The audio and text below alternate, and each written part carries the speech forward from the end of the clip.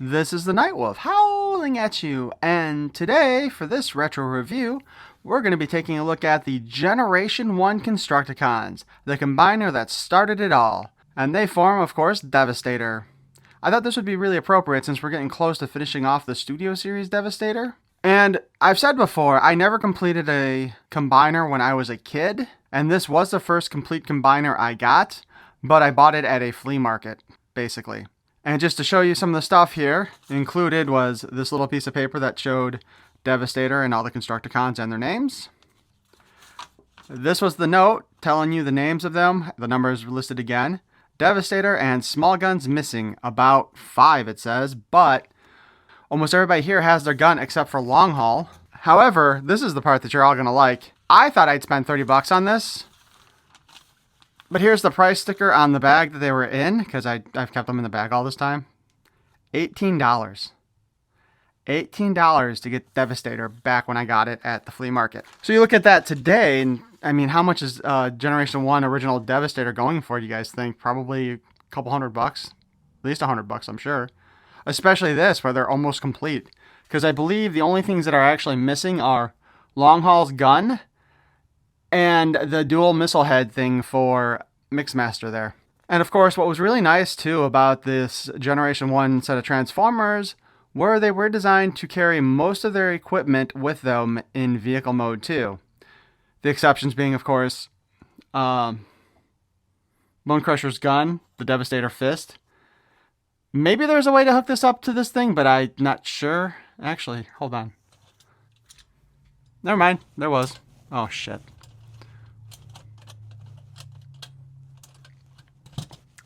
Let's do a take 2 on that one.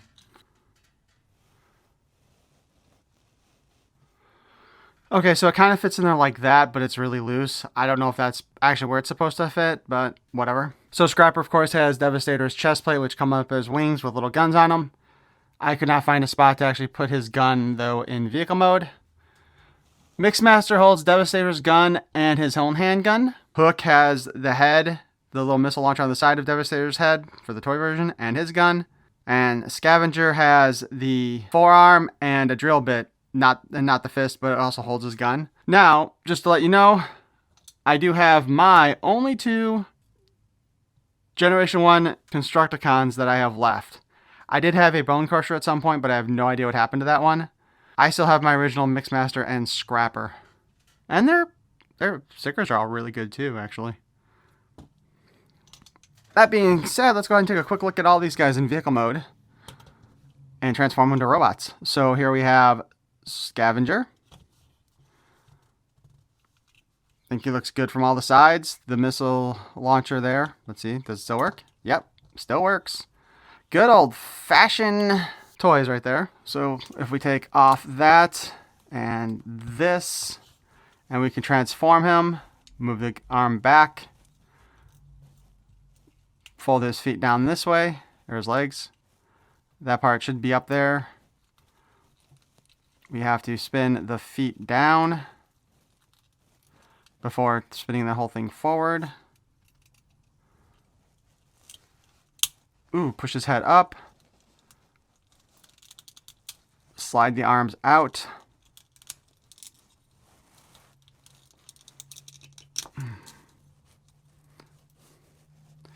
And that was pretty much his entire transformation. Articulation-wise, of course, his arms spin. He can technically sit down. I guess he also has an ab crunch, but that's it. He could hold his gun in his hand. Hopefully that's actually his gun. And that's about it.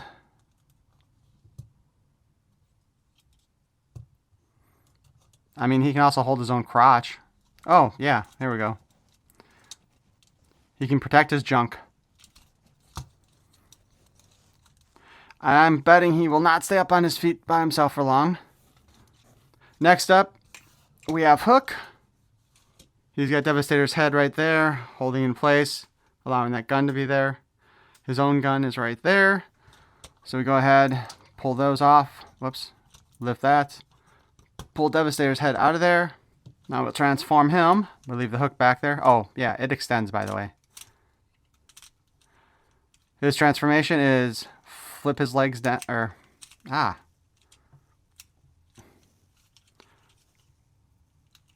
oh dear. Oh, okay, yeah, okay, we have to pull that out first. I thought that was part of it. The legs have to slide a little bit in order to extend the feet. Then we can put the legs back in place. Much like with Scavenger there. We just pull the arms out, flip the head up, give him his gun. And that's his transformation. Technically, you already saw this guy's robot mode. And Devastator's going to just pop off of him anyway. Take these off. Again, flip that down. Pull his arms out. His articulation is basically the same. Just the arms move and that's it.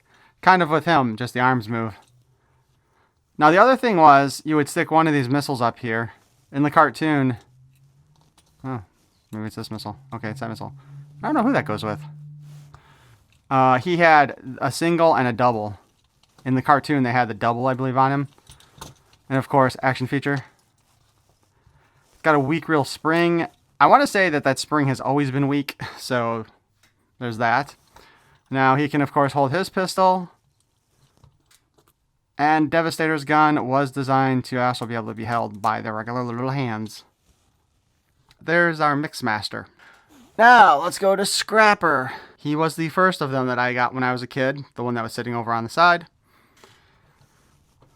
Pull the wings off. Fold his legs down again like the other ones. You kind of pull them out as you spin them. His head pulls up. That allows these two little tabs here to move in so that you can drop that all the way down like that. This thing stays in place. He can hold his gun, and there is nowhere else on him to put this when he's in robot mode, right? Like you would think that they would have had something set up so that it could hook up back here maybe, but it does not.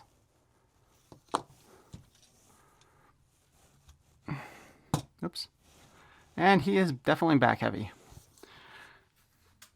And let's go ahead and bring out our long haul. Pull off his Devastator equipment there. Maybe. And these little gun things kind of spin. And they're not really supposed to, but only one of them is really tight enough on this one. So, we got long haul here. Looking beautiful. Our transformation for him. The back part folds all the way back and it slides out really easily on its own. Push that forward like that. So now that you have some kind of weird looking Macross style walker. That can fold back. The arms pull out. The hands fold down. And his head does go up. And pretty much like our other Constructicons. Oh, just a note here, while it does look like this should, like, you know, be a solid connection there, it does not actually fold in there enough to be held by that. So I'm just warning you guys now. But yeah, like most of the rest of them, he can move his arms and that's about it.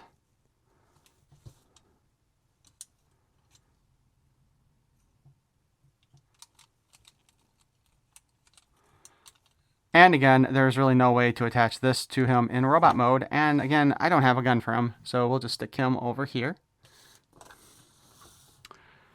That leaves us with our last Constructicon, Bonecrusher, the one everybody's been making fun of for Studio Series, but also one of my favorites. We pull the, we'll fold that back, pull off the Devastator arm bits. And just a note here, these are specified for the character because of the positioning of the little holes there that allow them to connect to vehicle modes. Oh yeah, and that spring still works. So Bonecrusher here just sits like that. He's a nice little bulldozer. To transform him, We can pull this back, flip the head up, fold the arms out, move that forward like that, fold his legs down and around like so, pull the front down, fold it over, pull the front down, fold it over, swing the arms, bend them, swing the arms, bend them, and boom. You can hold this gun in robot mode.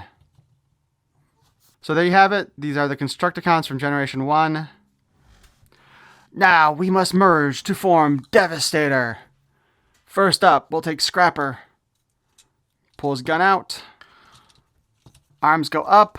Arms go up. Pull that forward. Head should go down.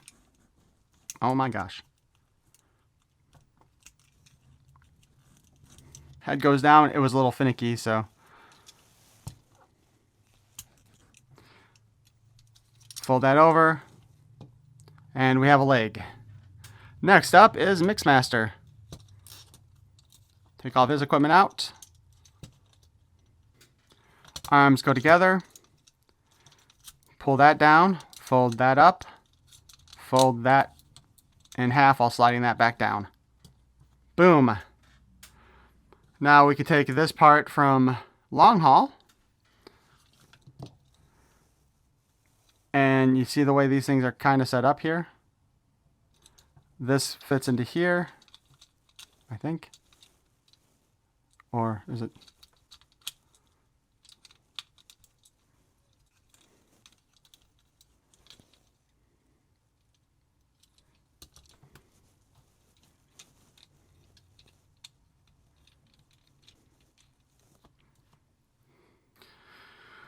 Alright, so let's swap these two around because I had them backwards. Take this part from Long Haul. This is going to be a weird looking edit, most likely. Snap him in there like that. See how that goes? Again, Mixmaster snaps in here the same kind of way. Boom. That's actually a pretty nice snap, too. Did you hear that? Hopefully it won't break. Next up for Devastator. Take Long Haul. Put his head down. Put his arms back in place. Fold his back up. Like so.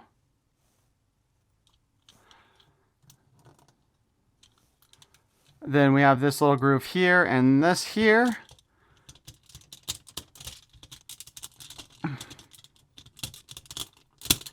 Push that down in place. Whoops, there.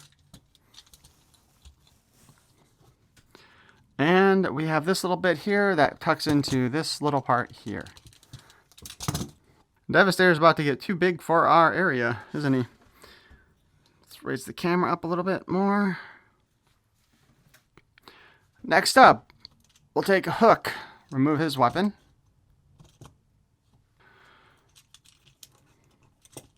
Put his arms together, put his head together. Lift that up, rotate his feet back into their vehicle position. Then this time we pull these out, spin them forward, being careful to do it when we do that part. Put his hook down like this.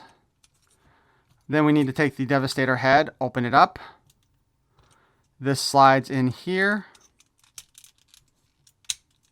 like so.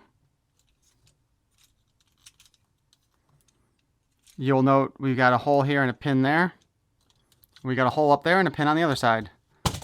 Oh. Dang it.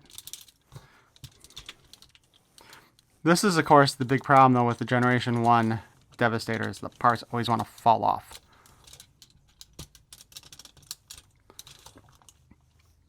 Alright, so, yeah, I guess we'll raise this up again. Now, we have to take the wings from Scavenger. And we plug this hole into that.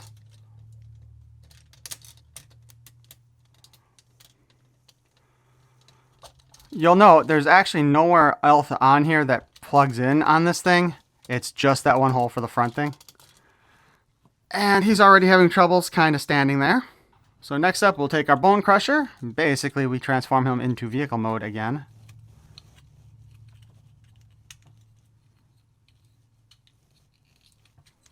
Trying to be gentle so we don't break any of these old-ass toys.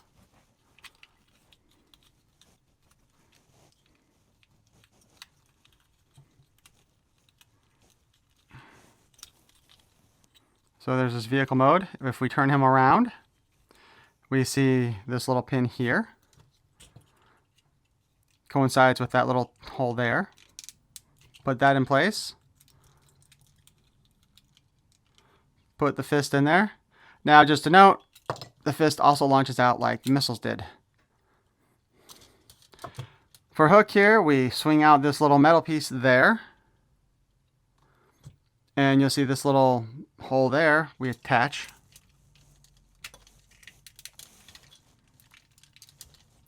Like that. Okay, hold on. Yeah, if I move Devastator further back. Last but not least, Scavenger. Like with Bonecrusher, we bring him back into his vehicle mode.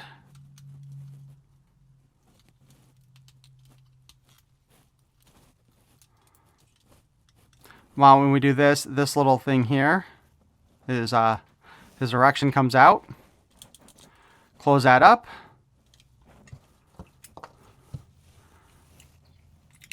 Take the little launcher thing. Like with Bonecrusher, we have a pin there and a hole here, so we put that in place. And now you see this little hole there in the plastic that looks really weak and brittle. That's where you put this thing.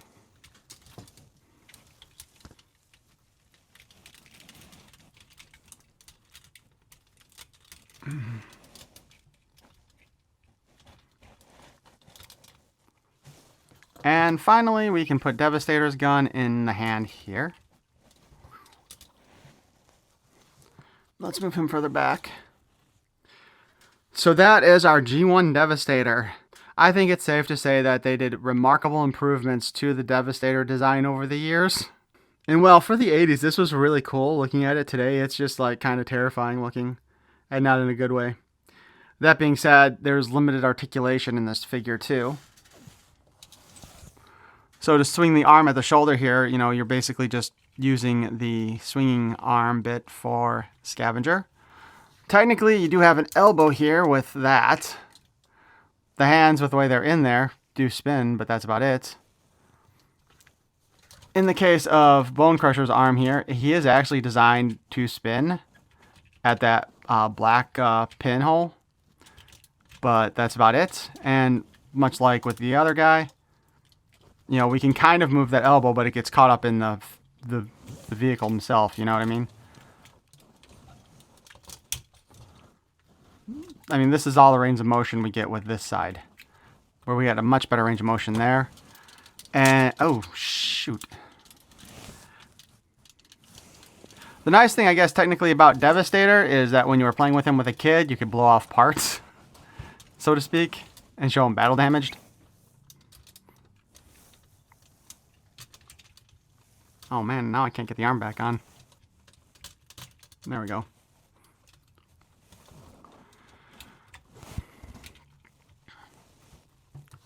Just as a brief size comparison, here is Devastator's foot for the Studio Series.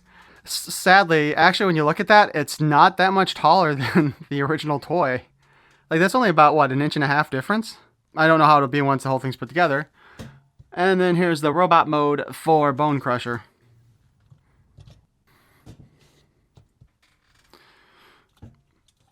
Of course, let's just take a quick look at his back. Not a pretty picture, is it? Like, one of the problems I thought about this when I was a kid is this hook back here is just like really awkwardly placed. It's kind of too bad that it didn't come off in the old toys or that it didn't fold some way. I believe the new hook is supposed to have that pop off if you want it to. So that'll be nice. But aside from that, this was an awesome toy when you were like 8 years old. And it comes off as kind of a mess when you're an adult. And it was just, you know, it was just play. Like, our Transformers didn't have articulation when we were kids. That's all it was to it. But why don't you guys tell me what you think of our Generation 1 Devastator here? Is this somebody you want? And just so you know, they did make a Devastator for Generation 2. They actually made 2 of them. The original release was yellow, and then they had like a chase release that was orange. And I'd have to say, one, as a kid again, with trying to grab the Generation 2 ones, or I guess a teenager at that point, it was really hard to do. I only actually got one of the yellow ones, and I think that was actually Bonecrusher, maybe, or Mixmaster. I don't remember which one I got. I'd have to look again. And I found one of the orange ones, and that one I never took out of the package either. It's still in its package. Oddly enough, I believe the color that they used otherwise was still purple, though. But anyway, that'll conclude our look at our Generation 1 Devastator. Again, let me know what you guys think of this one. And do you want to add it to your collection? They did do a reissue of him a few years ago at Walmart. Funnily enough, not too long ago at Target, they had a reissue of the Yellow Devastator with Tonka on it, and I believe they called it Tonkatron. I don't remember what all the individual names were. I did get that one at a liquidation place for $20 in box. Haven't opened it up, have it sitting somewhere in my boxed collection. But yeah, so that's it. There's your Devastators. The other thing that you can note for Devastator is that another one of those like cheap knockoff companies that make like the miniature versions of the Transformers, most of which don't actually fully transform, also did a version of Devastator that would probably be about this tall. I have one of those somewhere, I don't know what I did with it. But I hope you enjoyed this look and this kind of mess at the end with all this additional information for our Generation 1 Devastator. Soon we'll have our Studio Series done. Possibly by October is when the last part is supposed to officially release. So I hope you join me then to take a full look at Devastator. I still have to finish reviewing some of the other ones. And if you enjoyed my nonsense here, especially at the end again, please feel free to subscribe. I thank you for watching. Peace and love.